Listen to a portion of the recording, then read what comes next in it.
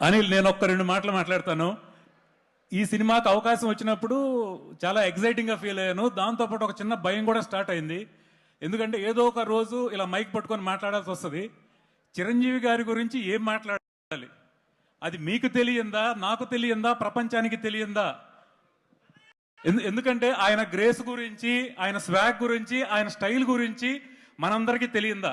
నేను ఒకే మాట చెప్పాలనుకుంటున్నాను. ఒక్కటే మాట, ఒక్కొక్క తరానికి ఒక్కొక్క హీరో వస్తాడు. అన్ని తరాలకి ఉన్న ఒకే ఒక్క హీరో మెగాస్టార్ చిరంజీవి గారు. Sir, thank you so much అండి. ఈ సినిమాకి మీతో పనిచేయడం చాలా అదృష్టంగా భావిస్తున్నాను. అంతే. అండ్ వెంకటేష్ బాబు గారితో, విక్టరీ వెంకటేష్ బాబు గారితో వరుసగా 2వ సినిమా, అది అనిల్ది. ఇంత గొప్ప అవకాశం ఇచ్చిన నా ఫ్రెండ్ అనిల్కి థ్యాంక్స్ చెప్తున్నాను. Thank you Anil.